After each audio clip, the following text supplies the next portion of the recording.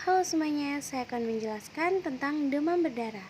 Pertama, pengertian demam berdarah. Dua, faktor risiko demam berdarah. Tiga, penyebab demam berdarah. Empat, gejala demam berdarah. Lima, komplikasi demam berdarah. Enam, pengobatan demam berdarah dan pencegahan demam berdarah. Pengertian demam berdarah.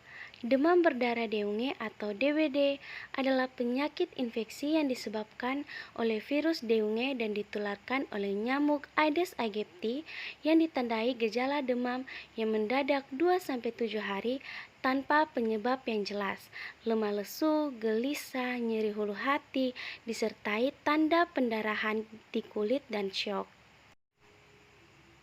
Faktor risiko demam berdarah.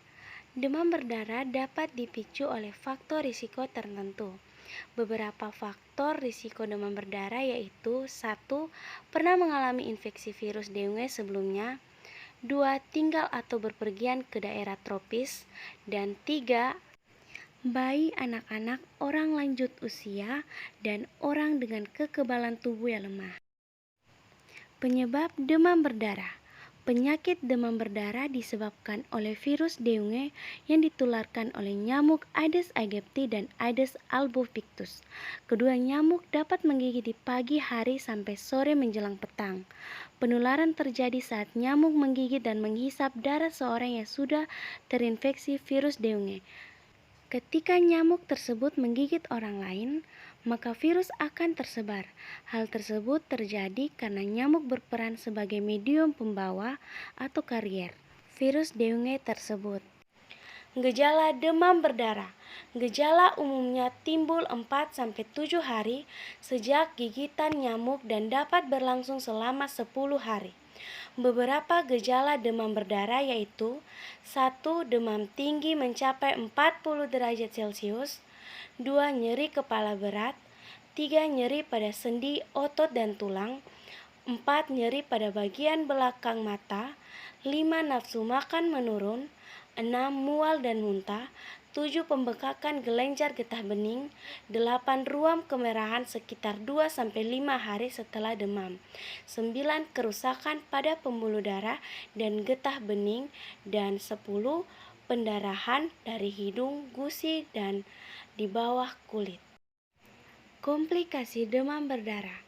Saat demam berdarah terlambat untuk ditangani, maka komplikasi akan terjadi.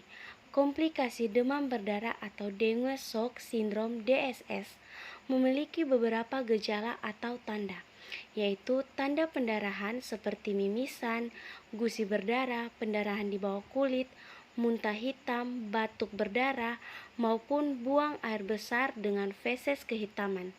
Tekanan darah menurun, kulit basah dan terasa dingin, denyut nadi lemah, frekuensi buang air kecil menurun dan jumlah urin yang keluar sedikit, mulut kering dan sesak nafas atau pola nafas tidak beraturan. Pengobatan demam berdarah. Pengobatan yang spesifik untuk mengobati demam berdarah saat ini belum ada. Pengobatan bertujuan untuk mengatasi gejala dan mencegah infeksi virus semakin berat. Beberapa upaya yang dianjurkan dokter yaitu banyak minum cairan agar terhindar dari dehidrasi, cukup istirahat, konsumsi obat penurun panas yang relatif aman dan dianjurkan dokter, menghindari konsumsi obat-obatan pereda nyeri. Hal ini dikarenakan obat-obatan tersebut dapat menimbulkan komplikasi pendarahan. Pantau frekuensi buang air kecil dan jumlah urin yang keluar. Pencegahan demam berdarah. Terdapat berbagai upaya yang dapat dilakukan untuk mencegah demam berdarah, yaitu anak usia 9-16 tahun seharusnya divaksinasi dengue sebanyak 3 kali dengan jarak 6 bulan. Memberantas sarang nyamuk yang dilakukan dalam 2 kali pengesapan insektisida atau fogging dengan jarak 1 minggu. Menguras tempat penampungan air seperti bak mandi minimal setiap minggu. Menutup rapat tempat penampungan air.